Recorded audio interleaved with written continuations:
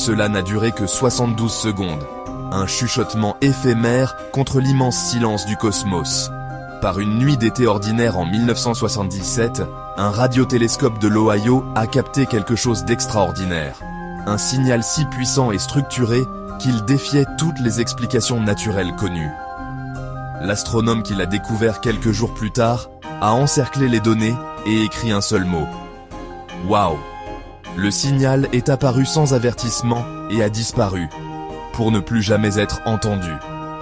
Pendant des décennies, les astronomes ont pointé leurs instruments vers cette parcelle du ciel, espérant un autre écho.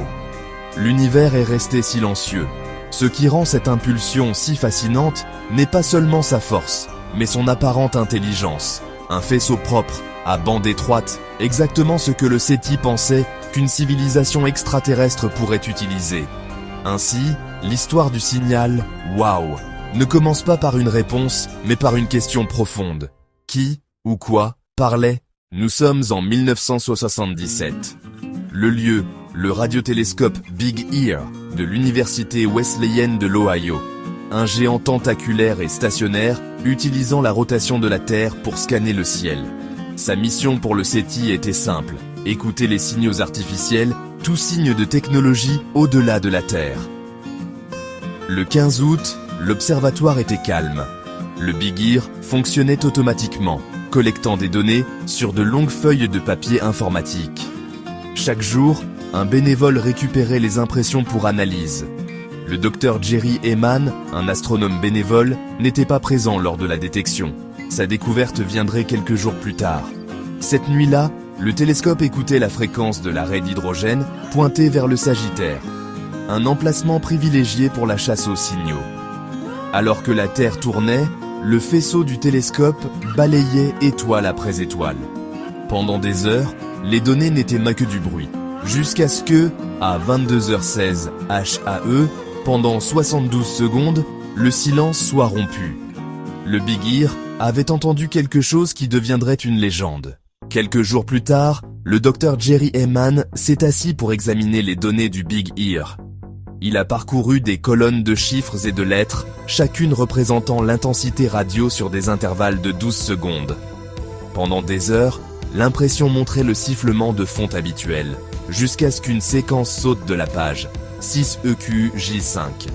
Les chiffres et les lettres marquaient un pic spectaculaire, de 6 fois le bruit de fond à un pic 30 fois plus fort, puis s'estompant jusqu'au silence. Ce n'était pas de l'électricité statique cosmique. Les sources naturelles émettent sur de larges fréquences. C'était à bande étroite, focalisée et propre. Son profil d'intensité, une augmentation et une diminution constante, correspondait exactement à la façon dont une source fixe et lointaine apparaîtrait lorsque le faisceau du télescope la balayait. Submergé, Heyman a encerclé la séquence et a écrit « Waouh » dans la marge. Cette seule annotation a transformé une chaîne cryptique en légende. Ce fut le moment où une vérification de données de routine est devenue la découverte d'une vie. Le signal « Waouh » promettait de changer tout ce que nous pensions savoir sur notre place dans l'univers. Mais la promesse est restée lettre morte. La séquence 6EQJ5 n'était pas un message en mots. C'était un graphique de l'intensité du signal sur 72 secondes. Chaque caractère marquait un saut de puissance, culminant à U, 30 fois le bruit de fond. L'augmentation et la diminution du signal correspondaient au balayage du télescope, comme si notre planète dérivait à travers le faisceau d'une balise fixe. Il a été détecté dans un seul des 50 canaux, indiquant une transmission à bande étroite, précisément ce que le SETI prédisait pour un signal artificiel. Sa fréquence, 1420,4556 MHz, était presque exactement la raie d'hydrogène, le trou d'eau, où les scientifiques pensaient que des messages interstellaires pourraient être envoyés. Ce n'était pas un aléa, c'était un signal exactement là où on nous avait dit d'écouter. La structure, la clarté et la fréquence pointaient toutes vers quelque chose de délibéré. Le signal « Waouh » était une anomalie cosmique qui correspondait au profil d'une transmission intentionnelle. 6EQJ5 est une empreinte détaillée d'un événement de 72 secondes. Chaque caractère est un échantillon de 12 secondes, une montée rapide, un pic spectaculaire, puis une atténuation douce, formant une courbe en cloche parfaite. Une telle symétrie est rare dans la nature et suggère une source artificielle.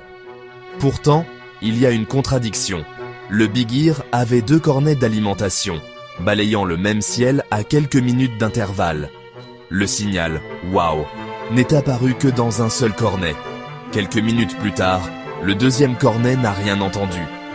Cette absence est déroutante. Elle implique que la source n'était pas continue. Elle s'est allumée et éteinte en quelques minutes, ou était une impulsion unique. La nature éphémère du signal le rend presque impossible à expliquer. C'était une bouteille à la mer, visible un instant avant de disparaître. Le mystère s'est approfondi. Parfait dans sa forme, mais disparu en un instant. Après la découverte, l'équipe du Big Ear s'est empressée de confirmer le signal. Ils ont pointé le télescope vers le même ciel, nuit après nuit, espérant une répétition. Mais le signal « Wow » n'a jamais été détecté à nouveau, ni par Big Ear, ni par aucun autre télescope. Ce silence est la partie la plus frustrante du mystère. Un événement reproductible peut être étudié. Un événement unique échappe à la science, ne laissant que des spéculations. Le signal « Wow » est devenu le saint graal du SETI, une preuve de concept que de tels signaux pourraient exister. Des décennies plus tard, les astronomes continuent d'écouter, espérant que le silence sera un jour rompu. Les scientifiques ont d'abord dû écarter le coupable le plus probable, nous-mêmes. Le signal aurait-il pu être une interférence terrestre, un avion de passage, un satellite ou même un micro-ondes? La fréquence se trouvait dans une bande protégée, réservée à la radioastronomie, rendant les interférences terrestres peu probables. Certains ont suggéré un signal réfléchi par des débris spatiaux, mais la force et la bande étroite du signal WOW rendirent cela improbable. En 2017, une théorie des comètes a émergé, mais les comètes n'ont jamais produit de signaux aussi forts et à bande étroite à cette fréquence. Chaque explication banale résout une partie du puzzle, mais en échoue une autre. Le signal était trop fort, trop étroit, trop parfait pour être écarté comme un problème technique ou un phénomène connu. Les explications simples ne conviennent pas, nous obligeant à envisager l'extraordinaire. Lorsque toutes les explications conventionnelles échouent, il nous reste la possibilité la plus profonde, le signal « Wow » était une transmission d'une civilisation extraterrestre intelligente. Ses caractéristiques, bande étroite, puissance immense, fréquence de la raie d'hydrogène et profil en cloche, correspondent à ce que le SETI a été créé pour trouver. Était-ce une balise ou un message focalisé que nous avons intercepté par hasard? La source a été retrouvée dans le Sagittaire, loin de toute étoile similaire au Soleil à proximité, impliquant une civilisation avec une technologie bien au-delà de la nôtre. Générer un signal aussi fort de si loin nécessiterait une puissance inimaginable. L'hypothèse extraterrestre reste juste cela. Une hypothèse, mais une qui a résisté à toutes les explications banales pendant près d'un demi-siècle. Le signal WOW est l'indice le plus convaincant que nous ayons jamais reçu, que nous pourrions ne pas être seuls. Près de 50 ans plus tard, le signal WOW reste une énigme parfaite, un point d'interrogation planant sur le Sagittaire. Son héritage n'est pas des réponses, mais une inspiration, la preuve qu'un signal d'une immense signification pourrait apparaître à tout moment. Le signal WOW a transformé le SETI de théorie en quête, motivé par le souvenir d'un chuchotement de 72 secondes venu du vide. Toutes les découvertes n'apportent pas la compréhension. Certaines ouvrent de nouvelles portes à des questions plus profondes. Il nous reste 72 secondes de données inexpliquées et un seul mot. Wow! Était-ce un coup de chance ou un message éphémère d'une autre intelligence? Le signal reste un fantôme dans la machine, nous exhortant à continuer d'écouter, de chercher et de nous demander ce qui pourrait se trouver là-bas, attendant d'être entendu.